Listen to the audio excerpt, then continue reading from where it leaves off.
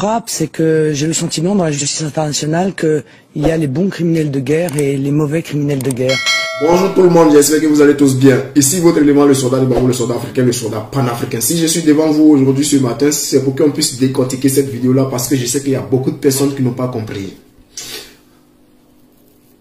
Ici, Marine Le Pen dit que Alassane Ouattara doit être traduit devant la justice internationale.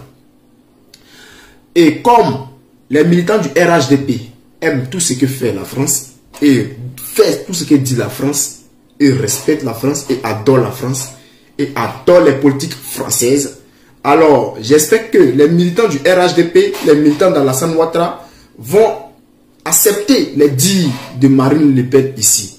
Lorsqu'elle dit que les militaires d'Alassane Ouattara, les mercenaires d'Alassane Ouattara ont tué en Côte d'Ivoire et que ce monsieur doit se retrouver devant la justice internationale, j'espère qu'ils vont valider le discours de Marine Le Pen et ils vont reconnaître que leur patron a commis des crimes en Côte d'Ivoire et qui doit se retrouver devant la CPI.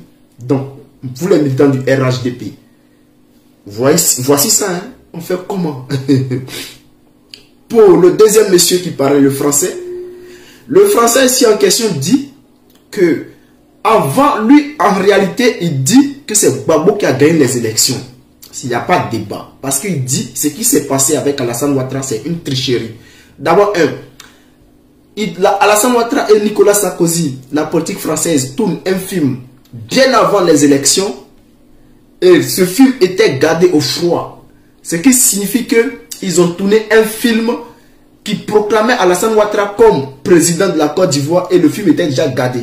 En ce moment même là, il n'y avait pas encore eu d'élections, c'est-à-dire les élections n'avaient même pas encore commencé. Les élections débutent. Le film est déjà là, qui proclame Alassane Ouattara comme président. Après les élections, Alassane Ouattara, il perd les élections. Qu'est-ce qui se passe? Ils vont kidnapper comment il s'appelle? Issou Bakayoko. Ils vont kidnapper Issou Bakayoko pour l'envoyer à l'hôtel du Golfe, pour le forcer à déclarer Alassane Ouattara comme président de la Côte d'Ivoire. On appelle ça un coup d'État constitutionnel. Donc normalement Alassane Ouattara doit se rendre devant la justice internationale et doit faire la prison parce que non seulement il a fait un coup d'État constitutionnel avec la complicité de Nicolas Sarkozy et ses rebelles mercenaires. Donc Michel militant RHDP, c'est la France qui parle, hein. Ce n'est pas nous les Ivoiriens qui parlons, c'est la France, votre France préférée.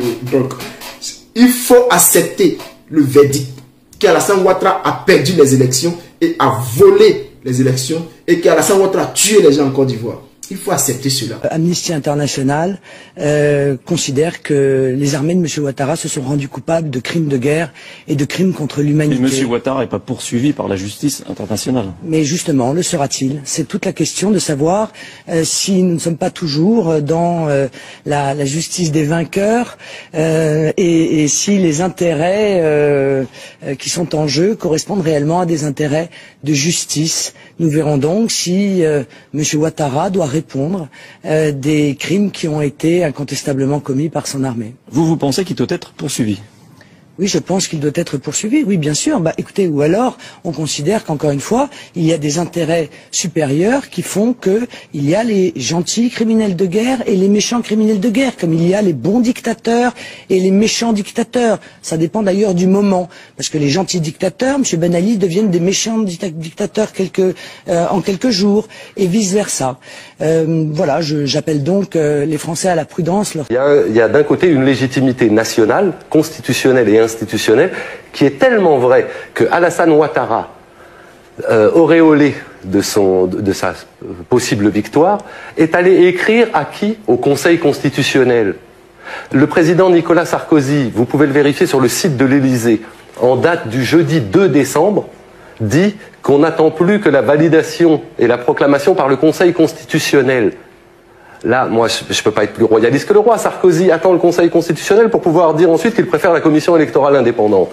C'est une position française ancienne, depuis une trentaine d'années, c'est-à-dire que les élections, quand elles ne nous conviennent pas... Vous êtes en train de dire en substance que les résultats étaient connus d'avance, en tout cas la volonté de voir un candidat élu était connu ou était voulu d'avance. Je vous donne un exemple. Vous savez qu'il y a un film qui est passé sur France Télévisions, qui s'appelle La France-Afrique. Oui. qui a fait beaucoup de bruit, puisqu'il est, par une de ces ironies de l'histoire, il a été absolument contemporain à la fois de l'élection de Blaise Compaoré, réélu quand même après 23 ans déjà de règne. Ça ne dérange personne. Il faisait suite à Ali Bongo, à Faure Gnassingbé, tout ça, qui n'ont dérangé personne. Non, le fait que les élections en Afrique soient pas toujours bien organisées ou oui, démocratiques, c'est un fait. Mais là, sur le cas ivoirien qui nous intéresse... Oui, eh ben, je finis sur ce film. Oui. Il a été projeté en avant-première dès octobre à Paris. Dans ce film-là, quand il a été diffusé, à la fin du deuxième volet, on entend Alassane Ouattara a gagné les élections. Un film qui a été réalisé avant octobre, qui n'a pas été proposé à la diffusion avant octobre, mais qui en octobre l'a été, annonce la victoire de Ouattara dedans. Bon, expliquez-moi comment c'est possible techniquement. Le Conseil constitutionnel est le seul habilité à proclamer, et deux ambassadeurs, l'ambassadeur français et l'ambassadeur des États-Unis, sont venus extraire M. Bakayoko de la CEI pour l'amener à l'hôtel du Golfe. Et vous imaginez, Ahmed, que les résultats de l'élection française puissent être donnés au Crillon ou au Meurice? Ça aurait quel sens? Ça n'en aurait pas. Est-ce que vous savez aussi que Nicolas Sarkozy, faisant fi et au mépris de toutes les conventions et de toutes les pratiques d'État à État, écrivait des courriers au président de la CEI pendant qu'elle était en délibération?